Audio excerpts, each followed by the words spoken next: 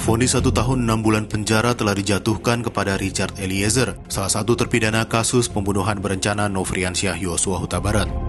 Karena Richard maupun jaksa tidak mengajukan banding, maka putusan ini berkekuatan hukum tetap atau inkrah.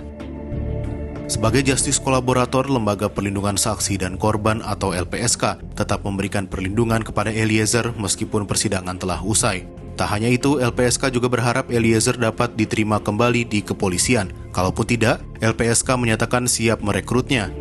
Perihal status Eliezer di kepolisian akan ditentukan dalam sidang etik kepolisian. Wakil Ketua LPSK Edwin Partogi pada Minggu 19 Februari 2023 menyampaikan perlindungan LPSK kepada Eliezer tidak berhenti meskipun kasus yang dihadapinya sudah inkrah. LPSK masih memberikan perlindungan termasuk saat Eliezer harus menjalani hukuman sebagai narapidana di lembaga pemasyarakatan. Sudah mengajukan permohonan perpanjangan perlindungan kepada LPSK dan permohonan itu sudah dikabulkan oleh pimpinan LPSK. Jadi dalam 6 bulan ke depan, Richard masih dalam perlindungan LPSK. Nah, tadi bentuk perlindungan sudah disampaikan oleh Bu Susi, ada perlindungan fisik, artinya ada petugas LPSK yang berada di dekat Richard di dalam sel. Untuk memberikan perlindungan tersebut, Edwin melanjutkan pihaknya berkoordinasi dengan Ditjen Pemasyarakatan Kemenkumham serta Kepala Lembaga Pemasyarakatan di tempat Richard menjalani hukuman untuk mendiskusikan bentuk perlindungan yang bisa diberikan. Adapun perlindungan yang diberikan LPSK bersifat sukarela dan akan dievaluasi setiap 6 bulan.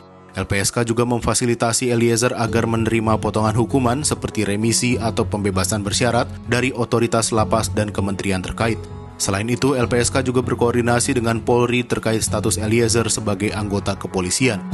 Sebelumnya, Kapolri Jenderal Listio Sigit Prabowo menyebut ada peluang bagi Richard Eliezer untuk kembali ke kesatuan tugasnya setelah menjalani masa hukumannya.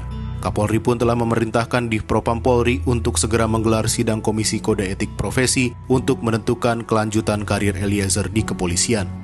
Dijadikan pertimbangan bagi Komisi Kode Etik, bagi institusi untuk bisa memutuskan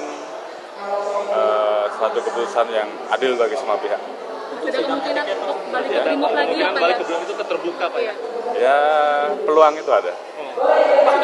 Sidangnya kapan, Pak, sidangnya itu? Ya, kita sedang melihat proses yang ada dan kita minta untuk tim dari Propam untuk mempersiapkan segala sesuatunya kalau memang sudah bisa dilaksanakan. Sementara itu, pengamat kepolisian dari Institute for Security and Strategic Studies Bambang Rukminto menyebut Perkap nomor 7 tahun 2022 tentang Kode Etik Profesi dan Komisi Kode Etik Polri mengatur status keanggotaan seorang polisi yang sudah dijatuhi pidana. Pada peraturan tersebut, sanksi berat berupa pemberhentian tidak dengan hormat atau PTDH ditujukan bagi personel yang mendapat ancaman hukuman pidana, tahanan 5 tahun dan divonis 3 tahun serta sudah berkekuatan hukum tetap. Peraturan tersebut bertolak belakang dengan Peraturan Pemerintah Nomor 1 Tahun 2003 tentang pemberhentian anggota Polri. Dalam peraturan tersebut, sanksi PTDH berlaku bagi personel yang divonis pidana tanpa ada batasan waktu. Dalam tata perundang-undangan, kedudukan peraturan pemerintah lebih tinggi dibandingkan peraturan Polri. Lebih lanjut, Bambang menyebut masukan publik memang perlu didengarkan, namun hal itu dilakukan dengan lebih mengedepankan aturan karena Polri adalah aparat penegak hukum. Publik juga perlu diingatkan untuk tidak hanya larut secara emosional dalam memberikan dukungan bagi Richard, tetapi justru mengabaikan aturan untuk membangun Polri yang profesional.